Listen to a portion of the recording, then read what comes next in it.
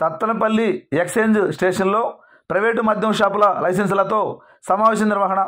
ఇక పూర్తి సమాచారం మేరకు ఎక్సైజ్ శాఖ ఉన్నతాధికారులు ఇచ్చిన ఆదేశాల మేరకు సత్తెనపల్లి ఎక్స్చేంజ్ ఇన్స్పెక్టర్ విజయ్ కుమార్ ఆధ్వర్యంలో గురువారం సాయంత్రం 5 గంటల సమయంలో ప్రైవేటు మద్యం షాపుల లైసెన్సులతో సత్తెనపల్లి ఎక్స్చేంజ్ పోలీస్ స్టేషన్ నందు సమావేశం నిర్వహించారు. ఈ సందర్భంగా ఆయన మాట్లాడుతూ అనధికారిగా మద్యం విక్రయాలు జరపరాదని, ఎక్కడ మద్యం బెల్ట్ దుకాణాలు నడపరాదని పేర్కొన్నారు. ఎవరైనా ప్రైవేటు మద్యం దుకాణదారులు బెల్ట్ షాపులను నడిపినచో వారిపై చట్ట ప్రకారం కఠిన చర్యలు తీసుకోవడంతో పాటు వారిని అరెస్ట్ చేసి షాపు లైసెన్సులు రద్దు చేయడం జరుగుతుందన్నారు. ప్రైవేటు మద్యం షాపు నిర్వాహకులు బాటిల్పై ముద్రించిన ప్రభుత్వం నిర్ణయించిన గరిష్ట చిల్లర ధరకే మద్యం విక్రయించాలని వారు పేర్కొన్నారు. లేనిచో కేసులు నమోదు చేసి మద్యం షాపు లైసెన్సులు రద్దు చేస్తామన్నారు. ఈ సమావేశం నందు Sattenapalli excise sub inspector Nagalakshmi మరియు సిబ్బంది తదితరులు పాల్గొనడం జరిగింది.